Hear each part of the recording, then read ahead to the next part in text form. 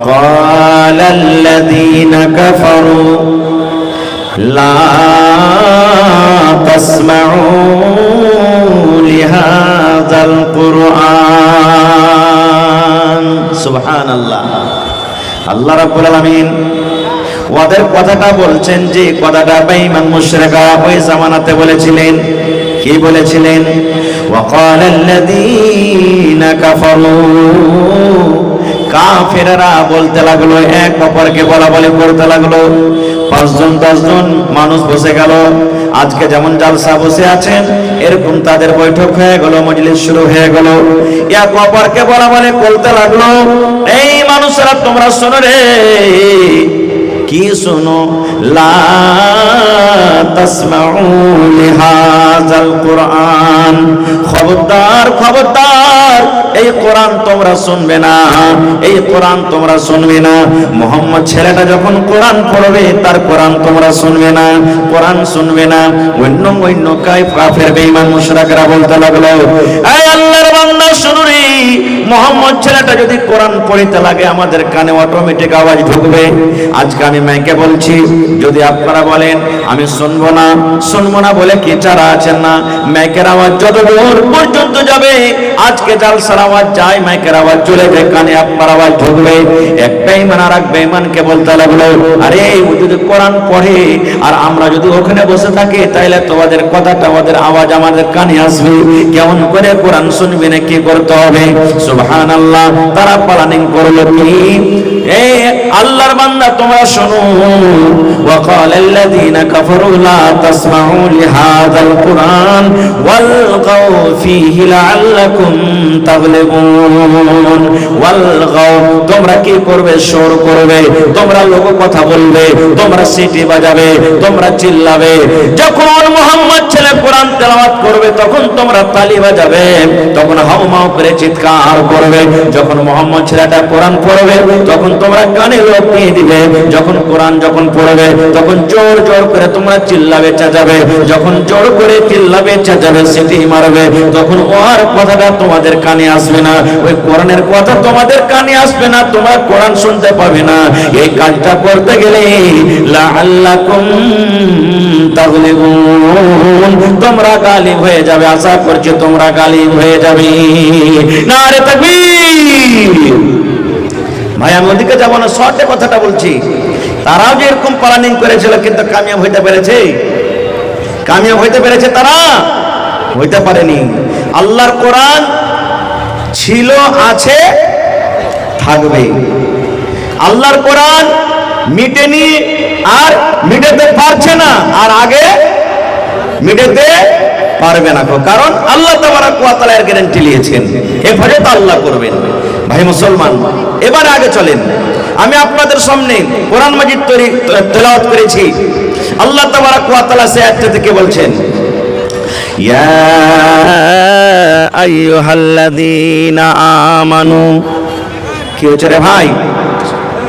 আল্লাহ রাব্বুল আলামিন বলেন, ইয়া আইয়ুহাল্লাযীনা আমানু কু আনফুসাকুম ওয়া আহলিকুম নারা। माइक में थोड़ा आवाज दीजिएगा, माइक में थोड़ा आवाज बढ़ाइए। আল্লাহ রাব্বুল আলামিন আয়াতটাতে বলেন, হে ঈমানদার বান্দা বান্দি তোমরা শোনো। আল্লাহ রাব্বুল আলামিন আয়াতে বেঈমানকে ডাক দেন না, আল্লাহ রাব্বুল আলামিন ধোঁকাবাজকে ডাক দেন না, আল্লাহ রাব্বুল আলামিন মদখোরকে ডাক দেন না, আল্লাহ রাব্বুল আলামিন মিথ্যাকারীকে ডাক দেন না। আল্লাহ রাব্বুল আলামিন ঈমানদার বান্দা বান্দীদেরকে ডাক দিচ্ছেন যে এক আল্লাহকে বলে স্বীকার করেছেন, নবীর প্রতি ঈমান এনেছেন, আখিরাতের প্রতি ঈমান, যারা জান্নাত জাহান্নাম বলে বিশ্বাস করেছে। আল্লাহ রাব্বুল আলামিন আপনাদের মতো ঈমানদার বান্দা বান্দীদেরকে ডাক দিচ্ছেন। আল্লাহ ঈমানদার বান্দা বান্দীদের প্রতি কত ময়া, কত দয়া। ওরে সুবহানাল্লাহ। ঈমানদার বান্দা বান্দী যেন জাহান্নামের ভিতরে না চলে যায়, ঈমানদার বান্দা বান্দীরা যেন জাহান্নামের আগুনে না জ্বলে, এই জন্য আল্লাহ রাব্বুল রাব্বুল আলামিন ঈমানদার বান্দা বান্দীদেরকে ডাকতে বললেন কি, হে ঈমানদার বান্দা বান্দী শোনো রে, আনফুসাকুম, তুমি নিজে বাঁচো, তুমি নিজে বাঁচো, তোমার নিজের নফসকে বাঁচাও। আনফুসাকুম ওয়া আহলিকুম, তুমি নিজে বাঁচো এবং তোমার পরিবারকে বাঁচাও, তোমার বেটাকে বাঁচাও, তোমার বেটিকে বাঁচাও, তোমার মাকে বাঁচাও, তোমার আব্বাকে বাঁচাও, তোমার ছেলেকে বাঁচাও, তোমার মেয়েকে বাঁচাও, তোমার ভাইকে বাঁচাও, তোমার পরিবারকে বাঁচাও। কি থেকে বাঁচাও? আল্লাহ রাব্বুল আলামিন বলেন নার, জাহান্নামের আগুন থেকে বাঁচাও। কত সুন্দর করে আল্লাহ বলছেন, হে ইমানদার বান্দা বান্দীরা, তুমি এবং তোমার পরিবারকে কি থেকে বাঁচাও? জোরে বলেন, আর একটু জোরে বলেন, জাহান্নামের আগুন থেকে বাঁচাও। আচ্ছা বলেন তো ভাই, আমরা কি দু চোখে জান্নাত দেখেছি? একটু কথা বলেন, জান্নাত দেখেছি? আমরা দু চোখে কি জাহান্নাম দেখেছি? জাহান্নাম কেউ দেখেনি গো। কিন্তু আল্লাহ তাআলা বলে, হে ইমানদার বান্দা বান্দী, আমি নেককার মানুষের জন্য জান্নাত তৈরি করেছি। আর এমনই জান্নাত দু চোখে দেখা দূরের কথা, মানুষ অনুভব করতে পারবে না অন্তরে যে জান্নাতটা হবে কেমন। এমন জান্নাত আমি তৈরি করেছি, কেউ দেখেনি। এবং জাহান্নামটা হলো খুবই ভয়ঙ্কর জায়গা, কঠিন জায়গা। কেমন কঠিন জায়গা? আচ্ছা আপনি বলেন তো, আল্লাহ এখানে জাহান্নামের আগুন থেকে বাঁচতে বললেন। আজকে যদি আপনি একটা চেরাগ ধরিয়ে দেন, চেরাগ তো বাড়িতে আছে, এখন না থাক, দেখেছেন চেরাগ, মোমবাতি দেখেছেন, জ্বালিয়ে দিলেন। এবার যদি আমি বলি যে হাজি ভাই, আপনার এই হাতখানটাকে কিংবা লোকটাতে 1 মিনিট পর্যন্ত এরকম করে ধরে থাকেন চেরাগ চালিয়ে, পারবো আমরা কেউ? কথা বলেন, পারবো? পারবো না। যদি বলি 8 মিনিট 30 সেকেন্ড ধরে থাকেন, পারবো ভাই? পারবো কি? কেন পারবো না? হাত জ্বলে যাবে, হাত জ্বলে যাবে। আল্লাহ রাব্বুল আলামিন বলেন, হে ইমানদার বান্দারে, জাহান্নামের ভিতরে আছে আগুন, জাহান্নামের ভিতরে আছে আগুন। আল্লাহ বলেন, বান্দারে, তুমি এবং তোমার পরিবারকে জাহান্নামের আগুন থেকে বাঁচিয়ে নাও। এবার বলে, বন্ধুরে, আমার মাওলানারা বসে আছেন, জিজ্ঞাসা করবেন। আল্লাহর নবী বলেছেন, আল্লাহ রাব্বুল আলামিন 70 ভাগ আল্লাহ আগুন তৈরি করেছেন। এই দুনিয়াতে যেটা ভাগ আগুন আছে, এরকম করে করে 70 ভাগ আগুন আল্লাহ রাব্বুল আলামিন তৈরি করেছেন। 70 ভাগ আগুনের মধ্যে 69 ভাগ আল্লাহ রাব্বুল আলামিন জাহান্নামের ভিতরে রেখেছেন। আর 1 ভাগ আগুন আল্লাহ রাব্বুল আলামিন দুনিয়াতে দিয়েছেন। 1 ভাগ আগুনের যদি এত দাম হয়, 1 ভাগ আগুনের যদি এত ভোল্টেজ হয়, 1 ভাগ আগুনের যদি এত তাপ হয়, যে আগুন যদি আমাদের হাতে লেগে যায়, হাত কিন্তু ফোঁচা পড়ে যায়, হাত আমাদের জ্বলে যায়। যে আগুনের ভিতরে আমরা 1 মিনিট পর্যন্ত নিজের হাত খানটাকে দিতে পারবো না। 1 ভাগ আগুনের যদি এত তাপ হয়, ওরে সুবহানাল্লাহ, আল্লাহ বলেন, বান্দারে, তুমি 1 ভাগ আগুন দুনিয়াতে তুমি এত সহ্য করতে পারো না, তার তাপ আমি আল্লাহ রাব্বুল আলামিন 69 ভাগ আগুন জাহান্নামের ভিতরে রেখেছি। আল্লাহ মানুষকে ডাকতে বলে, বান্দারে, তোমাদের প্রতি আমার মায়া আছে রে বান্দা, তোমাদের প্রতি আমার দয়া আছে, তোমরা জাহান্নামের ভিতরে জ্বলবে, আমি আল্লাহ সহ্য করতে পারবো না। এই জন্য ইমানদার বান্দা বান্দি, তুমি এবং তোমার পরিবারকে জাহান্নামের আগুন থেকে বাঁচিয়ে নাও। কেন? আল্লাহ তাআলা বলছেন, ওয়াকুদুহান নাস ওয়াল হিজারা, জাহান্নামের লোকই হবে কে? মানুষ এবং পাথর। বলেন সুবহানাল্লাহ, জোরে পড়েন সুবহানাল্লাহ।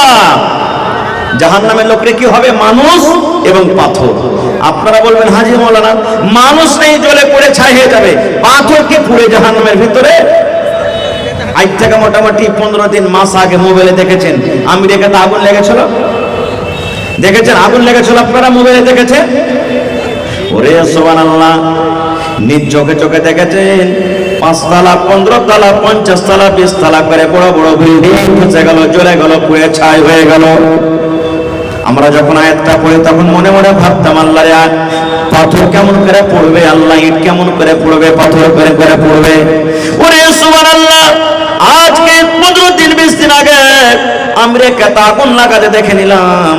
দুনিয়ার 1 ভাগ আগুনে যদি দুনিয়ার পাথরকে যদি পুড়িয়ে ছাই করতে পারে, তাহলে যে আগুন জাহান্নামের ভিতরে 69 ভাগ রয়েছে, বলেন সেই আগুনের তাপ আরো কত হতে পারে? পারে কি পারে না? সুবহানাল্লাহ। সেই আগুন থেকে আল্লাহ তাবারক ওয়া তাআলা বাঁচতে বলছেন। দুটো এখানে পয়েন্ট আছে, আল্লাহ প্রথমে নিজেরা বাঁচতে বলছেন, তারপরে নিজে ছেলে মেয়েকে বাঁচতে বলছেন। ছেলে মেয়েকে কেমন করে বাঁচাবো আমরা, নিজে কেমন করে বাঁচবো, আমি দু চারটা পয়েন্টের কথা বলবো। ভাই আমার, দুনিয়াতে আল্লাহ রাব্বুল আলামিন ইয়ামনি মহিলা দান করেছেন, নেককার দিনদার। সে মহিলা আল্লাহর জান্নাতে যাবে, কিন্তু তার স্বামী, তার হাজবেন্ড, তার পাতি আল্লাহর জাহান্নামে যাবে। এরকম আছে না নাই?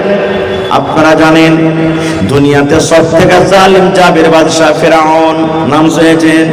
ফেরাউন সব থেকে বড় বাদশাহ, গোটা পৃথিবীতে তার সমান জালিম বাদশাহ আল্লাহ রাব্বুল আলামিন কিয়ামত পর্যন্ত আর দিবেন না।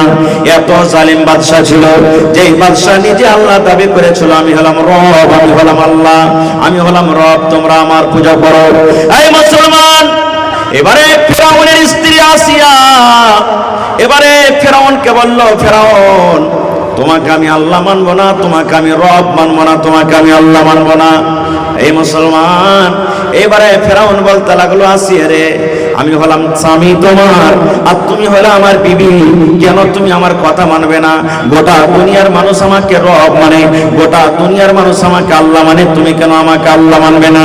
এইবারে আসিয়া কি বলেছিলেন, এই ফেরাউন, গোটা পৃথিবীর মানুষ তোমাকে আল্লাহ মানতে পারে, রব মানতে পারে, কিন্তু আমি তোমার বিবি, স্বামী হিসাবে তোমার আমি খেদমত করবো, স্বামী হিসাবে তোমার আমি কথা মানবো, স্বামী হিসাবে যেটা হক সেটা আমি আদায় করবো। কিন্তু যখন তুমি ওয়াহদানিয়াতের পড়ে যাবে, যখন তুমি আল্লাহর দিকে যাবে, ইবাদতে বান্দেগীর দিকে যাবে, তখন কিন্তু আমি তোমাকে আল্লাহ বলে, রব বলে তোমাকে স্বীকার করবো না। এই জন্য আল্লাহর নবী বলেছেন, এই দুনিয়ার মানুষ,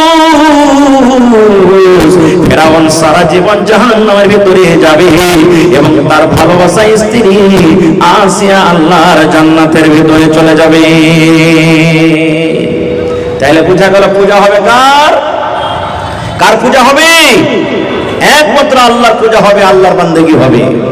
এবং দুনিয়াতে আল্লাহ রাব্বুল আলামিন একজন আরো নবী দিয়েছিলেন, যার নাম হলো নূহ আলাইহিস সালাম। নূহ নবী হলেন আল্লাহর একজন নবী, যে 900 থেকে 1000 বছর পর্যন্ত দুনিয়াতে বেঁচেছেন। নূহ নবী জান্নাতের ভিতরে যাবে, এবং নূহ নবীর সন্তান জাহান্নামের ভিতরে চলে যাবে। মেলায় মানুষ কয় না, আবে মূলবেগে বেটাতে এত খারাপ কেনে? কথাতে কথাতে বলে মূলবেগে বেটারা ভুল করে দেয়, তো মূলবেগে বেটাটা মানুষ লাগে ভাই, ও তো ভুল করতে পারে। মানুষেরা বলে মূলবেগে বেটা। নূহ নবী জান্নাতে যাবেন, নূহ নবীর বেটা জাহান্নামে যাবে। এর প্রমাণ, নূহ নবীর কয়েকটা বেটা ছিলেন, আমি ঘটনার দিকে যাব না। নূহ নবীর কথা ভাই কেউ মানে না, যত ডাকছে অত পালাইছে, যত ডাকছে অত পালাইছে। আর আল্লাহর কোরআন বলছেন লাইলা ওয়া নাহারা, দিন রাত তাবলীগ করেছেন, ওয়াজ করেছেন, কিন্তু আর কথা কেউ মানে না। নূহ নবী ওয়াজ করে আসতেন, ওয়াজ করে যেমনই বাড়িতে চলে গেলেন, ওর স্ত্রী অন্য দিক থেকে এসে তখন মজলিসে এসে বলতে, এ ভাই, এ গরিবের লোকেরা শুনে রে ভাই, আমি আর বাড়িতে খাচ্ছি পিনছি, আমি ওর স্ত্রী, আমার থেকে তোরা ভালো জানিস না ভাইরে, আর মাথাটা পাগলা হয়ে গেছে, খারাপ হয়ে গেছে, খবরদার তোরা নূহর কথা কেউ মানিস না। যদি নিজের পুরুষের খেলাফে এরকম কেউ আওয়াজ করে, ওর কথাটা কেউ মানবে কি ভাই? জীবনে কেউ মানবে না। এই জন্য কেউ আসত প্রায় দিনের উপরে। একদিনকার ঘটনা, ওর কমেরা বলতে লাগলো, এই নূহ, তুমি যদি সত্য আল্লাহর নবী হও, শুধু তুমি কোন আযাব আমাদের করতে নিয়ে আসবে? তুমি খালি বলছো যে আমাকে না মানো তো আল্লাহর আযাব আসবে, আল্লাহর আযাব আসবে, আল্লাহর আযাব আসবে, সব কোন আযাব তুমি নিয়ে আসবে? নূহ নবী আল্লাহর দরবারে দোয়া করলেন, এই রব্বুল আলামিন, আমার কম আমার কথা মানে না, আমার কথা শোনেন, আল্লাহ তোমার আযাবের ইন্তজার করছি, আল্লাহ এমন আযাব দাও তারা যেন ধ্বংস হয়ে যায়, বরবাদ হয়ে যায়, হালাক হয়ে যায়। আল্লাহ রাব্বুল আলামিন নূহ নবীকে বললেন, নূহ তুমি এখানটা নৌকা তৈরি করো, কাশতি লাউ তৈরি করো, আর যে কটা তোমাকে মানে, যে কটা ঈমানদার, যে কটা তোমাকে মানে, তোমার প্রতি ঈমান এনেছে, ওই লোকগুলাকে তোমার এই নৌকাতে কাশতে তুমি সবার করে নাও, আর যে তোমাকে মানে না তারা তোমার নৌকাতে আসবে না, কাশতে তোমাকে সবার করতে হবে না। এইবারে বন্ধুরে নৌকা রেডি হয়ে গেল। নৌকা যখন তৈরি হয় তখন কিন্তু নূহ নবীকে তার কওমের আগায় এই নূহ তুমি কোনটা নৌকা চালাবে রে? তুমি কি তোমার গলিতে নৌকা চালাবে? তুমি কি রাস্তাতে নৌকা চালাবে? তুমি কি কানটাতে নৌকা চালাবে? তুমি তোমার আইনাতে চালাবে? কেন পানি নাই, কোথা পানি নাই, কোন জায়গাতে তুমি নৌকা চালাবে? বন্ধুরা আমার সৎ কথা, নৌকা তৈরি হয়ে গেল। আল্লাহ রাব্বুল আমিনের যেটা ওয়াদা যা আসতে শুরু হয়ে গেল, পানি বাড়তে শুরু হয়ে গেল। পানি বাড়তে বাড়তে বাড়তে বাড়তে বাড়তে বাড়তে এত উঁচা হয়ে গেল পানি। এবার নূহ নবী বেটাকে বলছেন, একজন বেটা, সে কিন্তু নূহ নবীর কথা মানে না। আব্বা তোমার কথা মানবো না, আব্বা তোমার কথা শুনবো না। নূহ নবী বেটাকে বলছেন, বেটা রে আইসো, তুমি আমার নৌকাতে সওয়ার হয়ে যাও, তুমি আমার নৌকাতে চড়ে নাও। কারণ আজকে আল্লাহর আযাব থেকে কেউ বাঁচতে পারবে না রে ধন, আজকে আল্লাহর আযাব থেকে কেউ বাঁচতে পারবে না। এজন্য তুমি এসে আমার নৌকাতে সওয়ার হয়ে যাও। এবার নবীর বেটা কি বলেছিলেন জানেন? আব্বা গো, তোমার কথা আমি মানবো না, তোমার কথা আমি শুনবো না। কেন মানবো না? তোমার আল্লাহ আমাকে ডুবাইতে পারবে না, তোমার আল্লাহ আমাকে পানিতে ভাসাতে পারবে না, তোমার আল্লাহ আমাকে পানিতে ডুবাইতে পারবে না। যেমন কথাটা বললাম, নূহ নবী বললেন, বেটা রে আজকে আল্লাহর আযাব থেকে বাঁচতে পারবি না রে ধন, আজকে আল্লাহর আযাব পানি থেকে বাঁচতে পারবি না। আয় তাড়াতাড়ি করে আমার নৌকাতে আয়। যেমন কথাটা বলা, নূহ নবীর কথা শুনে বেটা বলছেন, আব্বাজি ওই যে পাহাড় দেখছো, ওই উঁচা পাহাড়টা দেখছো, ওই পাহাড়ের উপরে আমি চলে যাব, আর পাহাড়ের উপরে যাওয়ার পর আমি নিজের জানটাকে বাঁচিয়ে নিব। তোমার আল্লাহর ক্ষমতা নয় এত বড় পাহাড়কে পানি দিয়ে ডুবিয়ে দিবে।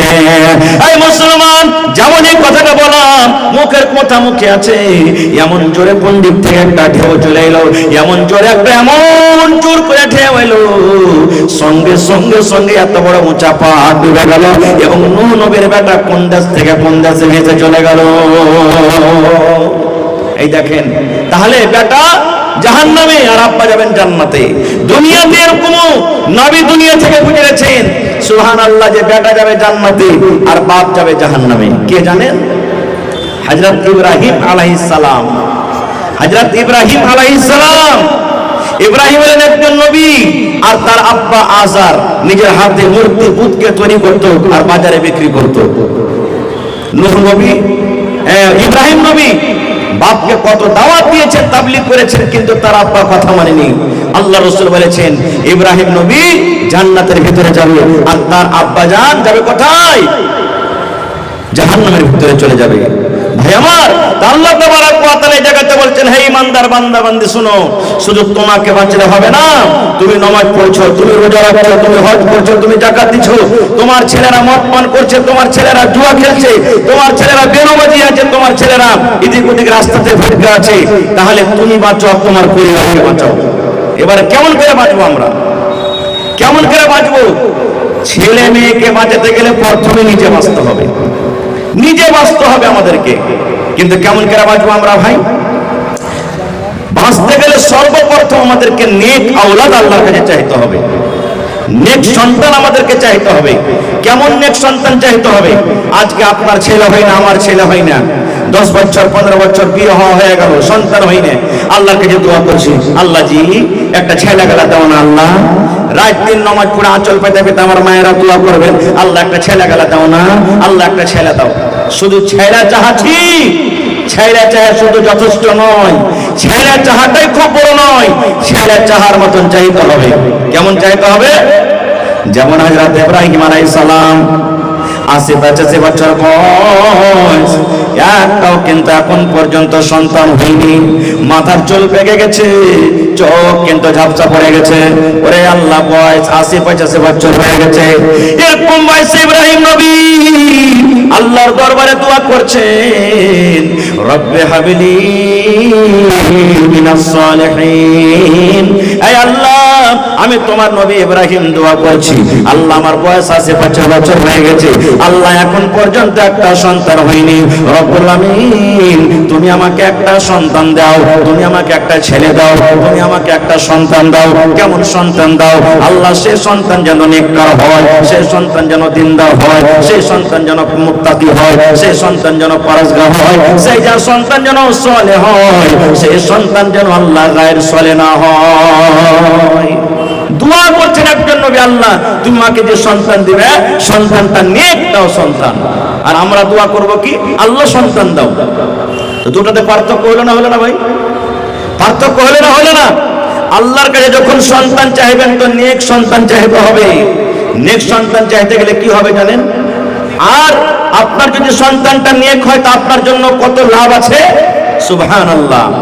আল্লাহ রাসূল বলেছেন, ইজা মাতাল ইনসান, মানুষ যখন মরে যায় সমস্ত আমল তার বন্ধ হয়ে যায়। দুনিয়াতে বেঁচে আছেন, নামাজ পড়বেন নেকি পাবেন, রোজা রাখবেন নেকি পাবেন, তেলাওয়াত করবেন নেকি পাবেন, দান করবেন নেকি পাবেন, হজ করবেন নেকি পাবেন। আল্লাহ রাসূল বলেছেন, উম্মত যতদিন মানুষ বেঁচে আছে ভালো আমল করলে নেকি আছে, কিন্তু লোকটা যখন মরে যাবে, মরে যাওয়ার সাথে সাথে সমস্ত আমল কিন্তু তার বন্ধ হয়ে যায়। নামাজ পড়ে নেকি হলো, নামাজ পড়তেন নেকি পেতেন, মত হয়ে গেল নেকি বন্ধ হয়ে গেল। রোজার মাসে রোজা রাখলে নেকি হতো, মত হয়ে গেল আপনার নেকি বন্ধ হয়ে গেল। তেলাওয়াত করছিলেন নেকি পড়া যেত, মত হয়ে গেল নেকি বন্ধ হয়ে গেল। কিন্তু নবী বলেছেন, উম্মত রে, তিনটা আমল এমন আছে, তিনটা নেকি এমন আছে, তিন প্রকার আমল এমন আছে, তুমি কবরের ভিতরে চলে যাবে, তুমি মরে যাবে, তোমার মত হয়ে যাবে, কিন্তু উম্মত রে কিয়ামত পর্যন্ত তোমার কবরে নেকি জারি থাকবে। তোমার ওই নেকি আল্লাহ রাব্বুল আমিন বন্ধ করবেন না। অনলাইন তোমার কবরে নেকি ঢুকতে থাকবে, অনলাইন তোমার কবরের ভিতরে নেকি যেতে থাকবে। তিনটা আমল এমন আছে মরার পরও কিন্তু আপনার ওই কবরে নেকি যেতে থাকবে, বন্ধ হবে না কোনোদিন। বলবেন জি তিনটা আমল বন্ধ হবে না? না। কি আমলটা? এক নম্বরে নবী বলেছেন সাদকায়ে জারিয়া। সাদকায়ে জারিয়া কাকে বলে? এই যে দেখেন এত সুন্দর সুন্দর মাদ্রাসা আপনারা করে রেখেছেন, এটা হলো সাদকায়ে জারিয়া। 1 টাকা দিয়েছেন, 1000 দিয়েছেন, 1 মোট চাল দিয়েছেন, আপনি একদিন কাম করে দিয়েছেন। আল্লাহুস সামাদ, এই মাদ্রাসা যতদিন কায়েম আছে কায়েম থাকবে। আপনি কবরে চলে যাবেন, মাদ্রাসাতে পড়ালেখা হবে, কোরআন পড়া হবে, দিনের পড়া হবে, দোয়া হবে। আপনার এই তৈরি করা মাদ্রাসাতে পড়ালেখা করবে ছেলেরা, ওরা যা নেকি পাবে আল্লাহ রাব্বুল আমিন আপনার কবরে কিন্তু নেকি জারি করে দিবেন। মসজিদ আপনি বানিয়ে চলে গেছেন, মসজিদে যতদিন লোক নামাজ পড়বে মসজিদ কায়েম থাকবে। আপনি কবরে চলে গেছেন, আল্লাহ রাব্বুল আমিন আপনার কবরে কিন্তু অনলাইন নেকি দিয়ে দিলেন। আপনি কোনো ইয়াতিম বাচ্চাকে, মাদ্রাসার কোনো গরিব ছেলেকে আপনি 10 টাকা দিয়ে দিয়েছেন, আপনি একটা জামা কিনে দিয়ে দিয়েছেন, আপনি একটা লুঙ্গি গালা কিনে দিয়ে দিয়েছেন। কোনো বাচ্চাকে চাপ্পাল নাই ময়া হয়ে যায়, এটা গরিবের বাচ্চা, আমি একটা চাপ্পাল গালা দিয়ে দিই। ওরে সুবহানাল্লাহ, কত গরিবের বাচ্চা আছে মাসে 300 টাকা 400 টাকা খোরাকের ফেস জোটে না। আপনি বাচ্চাটাকে যারা বলছেন, বাবুরে তোমার 1 মাসের খোরাকের ফেস আমি 300 টাকা তোমাকে দিয়ে দিলাম, বাবুরে 1 সাইড তোমাকে পায়জামা আমি দিয়ে দিলাম। এই যে আপনার দেওয়া টাকাতে যদি কোনো বাচ্চা হাফেজে কোরআন হয়ে যায়, যদি কোনো বাচ্চা আলিম দিনদার আলিম নেককার দিনদার আলিম হয়ে যায়, ওরে সুবহানাল্লাহ, আপনি কবরে চলে যাবেন, আল্লাহ রাব্বুল আলামিন ওই ছেলেটাকে যে আপনার দুয়াতে, আপনার মেহনতে, আপনার টাকাতে আল্লাহ কামিয়াব করলেন, ওই নেকিটা আল্লাহ রাব্বুল আলামিন আপনার কবরে জারি করে দেবেন। তারপরে 2 নম্বরে রাসূল বলেছেন, ওরে সুবহানাল্লাহ, ওয়ালাকুন সালিহুন ইয়াদউ লাহু, নেক সন্তান নেক আওলাদ দুনিয়াতে ছেড়ে গেছেন। একটা বেটাকে নেককার করে গেছেন, বেটিকে নেককার করে গেছেন, বেটিকে দিনদার করেছেন, বেটা দিনদার করেছেন। আপনি কবরে চলে যাবেন রে বন্ধু, ওই বেটা যখন আপনার জন্য দোয়া করবে, আয় রব্বুল আমিন, জানি না আমার আব্বা যান দুনিয়াতে কি গুনাহ করেছেন, কি আমল করেছে আল্লাহ জানি না, তুমি জানো আমি জানি না। মা, ওরে আল্লাহ কবরে চলে গেছেন, বেটি দোয়া করবেন রব্বুল আলামিন, আমার মা কবরে চলে গেছেন, আব্বা কবরে চলে গেছেন রব্বুল আলামিন, আমি বেটি হয়ে তার জন্য দোয়া করি, আল্লাহ আমার আব্বা মায়ের জীবনে যদি কোনো গুনাহ হয়ে থাকে, ছোট বড় সাগিরা কাবিরা, আয় রব্বুল আমিন, আমরা তার সন্তান হয়ে দোয়া করি, আল্লাহ তুমি আমার আব্বা মায়ের জীবনের গুনাহ খাতাকে আল্লাহ মাফ করে দাও, আল্লাহ আমার মা বাবার কবরে তুমি জান্নাতের বিছানা দিয়ে দাও, আল্লাহ মা বাবার কবরকে তুমি নূর দিয়ে মানাও করে দাও। যখন নিজের সন্তানেরা এরকম ভাবে দোয়া করবে, আল্লাহ রাব্বুল আমিন ফেরেশতাকে বলবেন, ফেরেশতা রে, ওর নেককার সন্তান নেককার আওলাদেরা দোয়া করেছে রে ফেরেশতা, যা যা যা যা, আমি আল্লাহ রাব্বুল আমিন আদেশ করি ওই নেককার ছেলে এবং মেয়ের ওই দোয়াটাকে আল্লাহ রাব্বুল আমিন আদেশ করবেন কবরের ভিতরে দিয়ে দাও। শুধু তা নয়, আপনার ছেলে আপনার মেয়েরা যদি আপনার জন্য দান করে, যখন আপনার জন্য দান করবে নাম ধরে ধরে দান করবে। আল্লাহ রাব্বুল আলামিন বলেন, বান্দারে যা তার নেককার সন্তান ছেলে মেয়েরা দান করেছি, যারে যা যা ওই ছেলে এবং মেয়ের দানটাকে তোমরা কবরের ভিতরে পৌঁছে দাও। নারে তাকবীর। 1000 নগদ, 2000 বাকি হাতের থেকে। আচ্ছা আচ্ছা ভাই আমার, এই দেখেন নেককার সন্তান থাকলে দোয়া করবে। আর যদি ছেলেটা জুয়ারি হয়, ছেলেটা যদি শরাবি হয়, ছেলেটা যদি বদমাশ হয়, তাহলে তো নিজেই জানবে না নিজের জন্য করতে, তো মা বাবার জন্য কেমন করে করবে ভাই?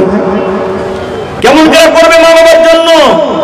এই জন্য ছেলে যখন চাইতে হবে আল্লাহর কাছে, প্রথমে নেককার ছেলে চাইতে হবে, দিনদার ছেলে চাইতে হবে, আল্লাহর কাছে দোয়া করতে হবে, আল্লাহর কাছে কান্না কান্না দোয়া করতে হবে, আল্লাহ তুমি আমাকে নেককার দিনদার ছেলে দাও। দুনিয়াতে আপনাকে ভালো খাওয়াইতে না পারো, দুনিয়াতে আপনাকে ভালো পিন্ডাতে না পারো, দুনিয়াতে গরিবি হালাতে কাটুক, কিন্তু মরার পর তো আপনার আখিরাতটা ভালো হবে, মরার পর তো আপনার আখিরাতটা ধন্য হবে। এই জন্য আল্লাহর কাছে যখন দোয়া করবেন, নেককার সন্তান আল্লাহ তাবারক ওয়া তাআলার কাছে চাইতে হবে। কিন্তু আফসোস, আজকে আমরা ছেলেটাকে আমরা নেককার বানাতে পারি না। আমরা কি করছি? যেমন এই ছেলেটার বয়স 5 বছর, 7 বছর, 8 বছর হয়েছে, জানারে বেটা হাল বাইতে, জানারে বেটা ছাগল চড়াইতে, আরে ওয়ার বেটাটা সুরাত খাটতে গেছে, 30,000 টাকা মাস পেয়েছে, আর তুই খালি বাড়তি ঘুরে বেড়া। এই দেখেন লোকের বেটা কতটি টাকা ইনকাম করছে, এটা আমরা দেখতে যাচ্ছি।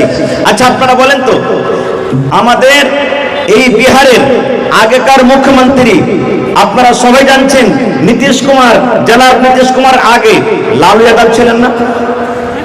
জনে বলেন ছিলেন কি ছিলেন না? তারপরে আস্তে আস্তে তার ছেলে, লালু যাদবের ছেলে, যিনি উপ মুখ্যমন্ত্রী ছিলেন, ওর নাম কি বলেন তো? একটু জোরে বলেন, আরো জোরে বলেন। তেজস্বী যাদব নাকি? লালু যাদবের বেটার নাম সবাই জানি, আমার আপনার বেটার নামও জানে? জানে জি ভাই? লোকের বেটার নাম আমরা জানি, কিন্তু আমার বেটার নাম জানে না কেউ। কেন জানে না জানেন? এই যে তালিম নেই আমাদের ভিতরে, লোককে আমরা আগে করছি, লোককে আমরা বড় করছি, কিন্তু নিজের বেটাগুলাকে আমরা বড় করি না, নিজের বেটিগুলাকে আমরা আগে বাড়াই না, বেটিগুলাকে পড়াই না। বেটি ছেলে পড়ে লেখে কি করবে রে? ই তো লোকের বাড়িতে যায় ঘোটা চলবে, ছাই তুলবে, এরকম করবে, ওরকম করবে। কোনো ভাই যদি বানাতে পড়ে, কোনো ভাই স্কুলে পড়ে, পড়িয়া লেখে কত যে নৌকরি লাগিয়ে দেবে। পড়িয়া লেখা নৌকরি করতে হবে এটা জরুরি নয়, কিন্তু ইলমটা শিখা হলো কি ফরজ। ইলম শিখতে হবে, ছেলেরাকে ইলম দিতে হবে। কারণ আল্লাহ তাবারক ওয়া তাআলা কোরআনে 114 সূরা দিয়েছেন, 114 সূরার মধ্যে যেটা আল্লাহ তাবারক ওয়া তাআলা সর্বপ্রথম নবীকে দান করেছেন সেটা হলো কি ইকরা, পড়ো। কেন? মক্কাতে যখন নবী এসেছেন নবী হয়ে, তখন জেনা ব্যভিচার হতো, চুরি হতো, ডাকাতি হতো, বেটি ছেলেকে জিন্দা জমিনে দফন করতো। কোন বেটি ছেলে যদি তার স্বামী মারা যেত, ওই বেটি ছেলেটাকে জিন্দা আগুনে জ্বালিয়ে দিত, এবং মদ পান করতো। এক খানদান আরেক খানদানে যদি লড়াই চালু হতো, যুগ যুগ যুগ যুগ করে লড়াই চলতো। দুনিয়াতে এমন কোন বুড়াই ছিল না যে বুড়াই মক্কাতে হতো না। কিন্তু আল্লাহ তাআলা নবীকে কথা বলেন না, হে নবী প্রথমে জেনার গুনাহটা রুকো, হে নবী প্রথমে চুরি করা গুনাহটা রুকো, হে নবী প্রথমে তুমি মেয়েদেরকে দফন করছো গুনাহটা রুকো, হে নবী প্রথমে নামাজ পড়তে বলো, হে নবী প্রথমে রোজা করতে বলো।